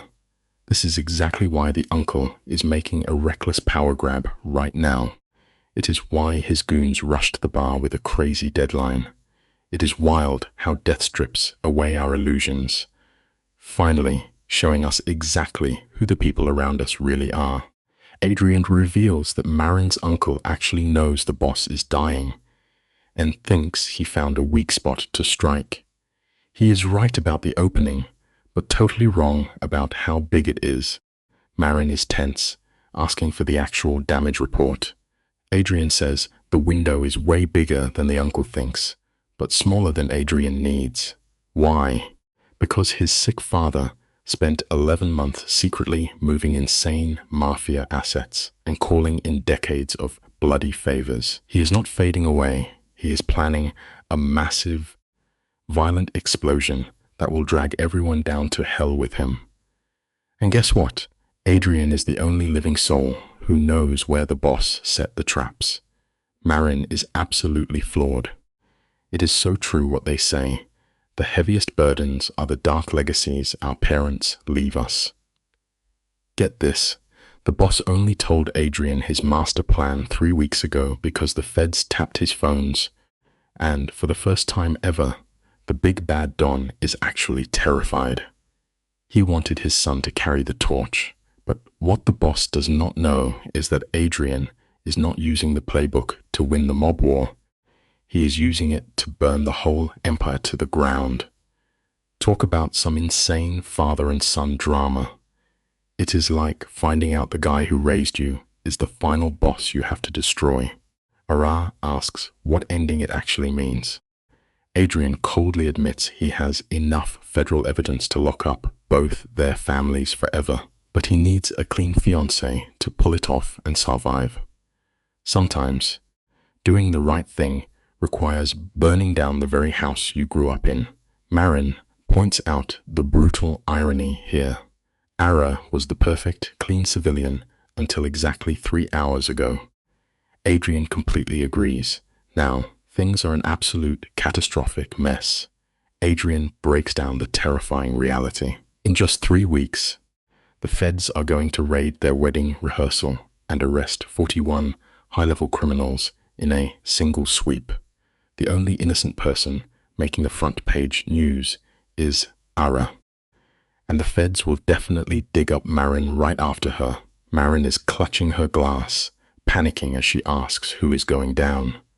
Adrian drops the hammer. Everyone. His uncle, her dad, and his dying father. All of them in one room.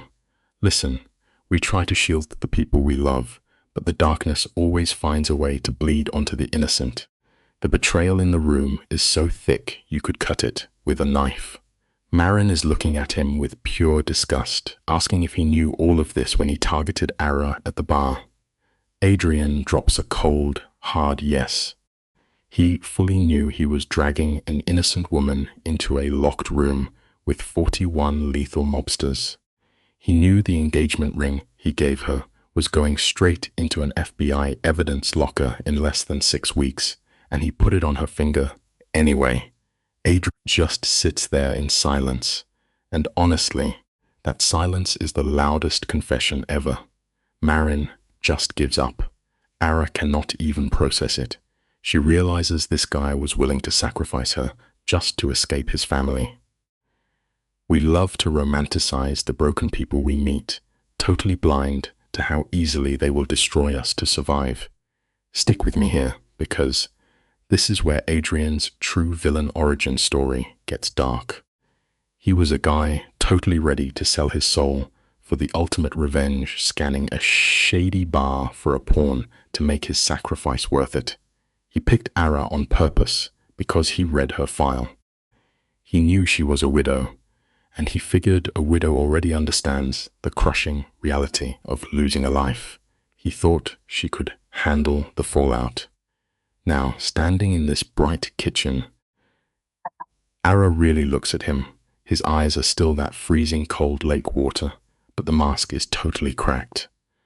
Underneath the tough mobster act, the guy is silently screaming. He has been drowning in pure grief since the moment they met. It just proves that grief really does recognize grief in the wildest ways. This dude is already mourning a dad he has not even buried yet. The same exact boss he is actively plotting to destroy. He is grieving the total betrayal of his own bloodline, and the desperate escape plan he spent 2 agonizing years building. A plan that literally required dragging a traumatized woman into the Mafia underworld. Ara whispers his full name, and the tension is insane. Her voice is sharper than broken glass. She hits him with the ultimate reality check. She reminds him they promised complete honesty, and asks point blank if he was ever actually going to warn her about the feds, the 41 mobsters, and her face plastered across the news. The room goes totally dead. Adrian finally chokes out a raspy yes. It is wild how the truth always hurts the most. Ara is absolutely raging now, demanding to know exactly when he planned to drop this bomb on her. Adrian tells her he was going to wait 3 weeks. He was going to wait until after his father's huge birthday dinner, right after the paparazzi cameras flashed and locked them into a massive lie they could never back out of. Ara is furious, snapping that this was not their deal. Adrian actually tries to defend himself, saying he promised no lies, not no withholding. Oh, big mistake. Ara goes off, her voice shaking with that fierce, quiet rage. She tells him not to split hairs in her sister-in-law, screaming that he cannot just rewrite the rules of trust because he is scared. Life has a funny way of proving that half-truths are just cowardice in disguise. Okay, guys, picture this absolute madness. Ara is breathing heavy, demanding to know why he blew his cover. Adrian sounds like a guy gasping for his last breath. He drops the ultimate plot twist right on the kitchen table. He ruined his own master timeline simply because Marin dropped her real last name. He knew holding onto that dark secret for another 3 weeks would completely wreck them. He literally chose to risk losing Ara tonight with the brutal truth rather than string her along with a cozy lie. Aris is just frozen. Her hands are shaking so bad that this giant, ridiculous diamond ring is throwing light everywhere like a disco ball of doom. Sometimes, the hardest thing in the world is ripping off the band-aid of a lie. But honesty is the only foundation that actually lasts. The pure absurdity of this situation is off the charts. Ara just stares at him, spelling it out. She tells him they have known each other for 24 hours. Yet he is sitting there with a 19-year-old vendetta, ready to torch his only escape route, just to avoid lying to her. Adrian looks back at her, looking completely wrecked. I am talking 0 ammo left, completely exposed. This is not the terrifying Volkov enforcer anymore. He is totally dropping the Mafia boss persona and showing the absolute train wreck of a human being underneath. You see, the biggest lesson here is that you can build the highest walls and wear the toughest armor, but true connection only happens when you finally drop the shield and let someone see the mess behind the mask. Adrian drops the ultimate vulnerability bomb right here. He tells her she is the first person in 12 long years who looks at him and does not just see a mob weapon or a pawn to be used. Boom, the kitchen goes dead silent. Aras is literally forgetting how to breathe because the heavy drama is suffocating. Then, Marin puts her wine glass down like a judge dropping a gavel. She goes total boss mode, telling them she is leaving the room for exactly 5 minutes to call her husband. 5 minutes to lock in their entire destiny before sunrise. No pressure, right? It really goes to show that the most defining choices in our lives rarely come with a warning label. Sometimes you have to make the call of a lifetime when the clock is ticking the loudest. Adrian just completely surrenders and says yes. But Marin is not playing games. She glares right into the souls of this Mafia hitman and lays down the absolute law. If Ara walks, he lets her walk. He takes his dirty blood money, goes back to his underground war, and never comes near her again. He agrees, and Marin locks herself in the bedroom. Stick with me here, because the tension in this kitchen is thick enough to cut with a chainsaw. It is just Ara, Adrian, and this massive, radioactive diamond sitting between them like a ticking bomb. Ara knows the next 60 seconds will rewrite her entire existence. The takeaway here is pretty raw. When life backs you into a corner, your truest character comes out, and every choice carries a weight you cannot undo. This is easily the wildest minute of Ara's life since she lost her first husband in that tragic highway crash 3 years ago. The trauma is real, folks. But instead of running away, Ara goes full steel. She tells Adrian she is absolutely not walking out. The Mafia prince practically collapses in relief, but Ara is not done. She totally flips the script and hijacks the master plan. She demands a total rewrite. No fake dinner parties, no flashy cameras. He has to restructure the entire federal takedown so her face never hits the press. She is taking control of the chaos. It is a powerful reminder that you do not have to be a victim of your circumstances. You can always step up, grab the steering wheel, and rewrite the rules to protect your own peace. Ara is relentless now, demanding that Marin gets totally wiped from the records so nobody gets caught in the Mafia blast radius. The quiet widow is gone, replaced by an absolute queen. She tells him straight up, a guy who engineers a mastermind plot with a $200,000 ring can figure out a backup plan. Then she drops the heaviest ultimatum of the night. She wants the entire dark history, every Mafia ghost, every federal contact, and the exact body count he has racked up over 12 years. As the top enforcer, she wants to know about every single drop of spilled blood. Look, a lasting relationship cannot be built on shadows. If you want a real future with someone, you have to be brave enough to drag all your skeletons directly into the light. Ara refuses to wear the ring of a dude if she does not know his actual body count. That is incredibly hardcore. The sheer reality of his Mafia hitman past is suffocating the room, but Adrian just swallows his pride and agrees to spill it all. Then Ara hits him with rule number 3, the ultimate plot twist. She says that when his father's mob empire finally crumbles and his uncle is locked away forever, he has to give her a real choice. He has to come to her, completely stripped of his mobster title, and ask, as a normal man, if she actually wants to stay with him. It shows us that true love is never about trapping someone or controlling the narrative. Real love is doing the hard work and then having the courage to leave the door completely wide open. She keeps pushing the boundaries to the absolute limit. Ara tells him that if she eventually says no, he has to vanish into the shadows and learn to be happy entirely on his own. You can practically see the devastation hit this hardened criminal like a freight train. Letting her go is his ultimate price. But then she looks at that ridiculous, glittering rock on her hand and drops the final condition. If she says yes, he has to ditch the cursed mob jewelry and get her something a normal guy on a normal salary could buy.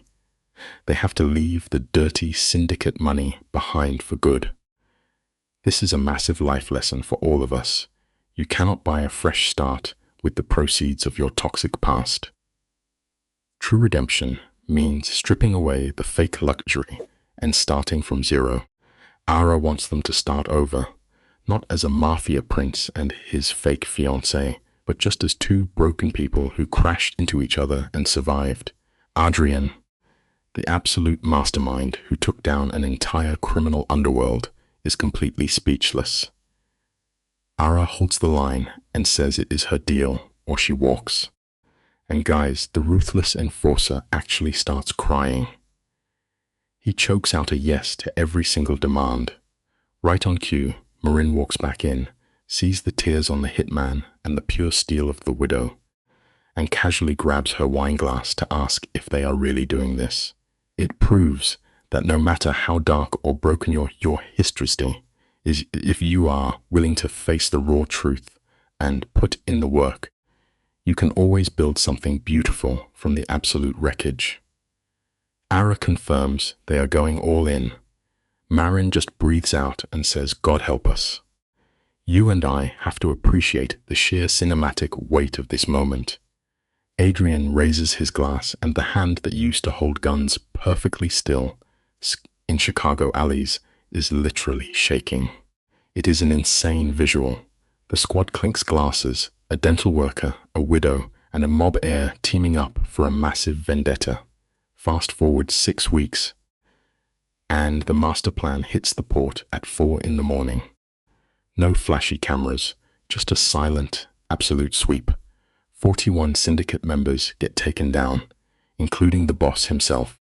It reminds us that the loudest victories do not always happen with fireworks and applause.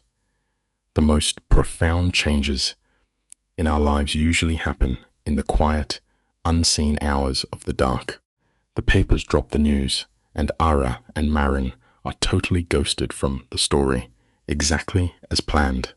Then in March, Victor dies in a hospital right before his trial.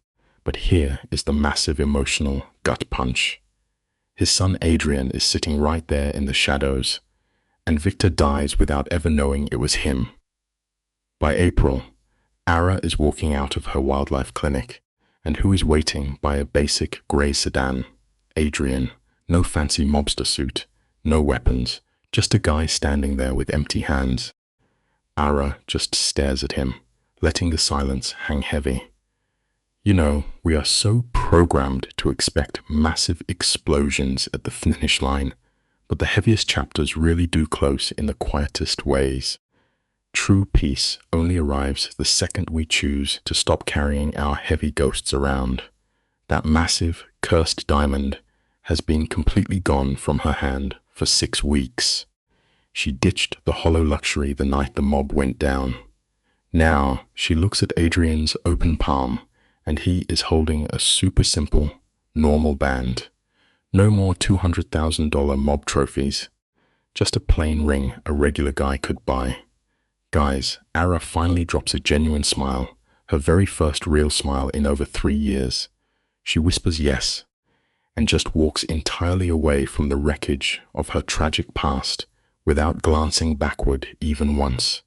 What an absolute legendary finish. It teaches us the most important lesson of all. Our heaviest chains in life are usually the ones forged out of shiny gold, and real, lasting freedom only starts when we finally refuse to look over our shoulders again.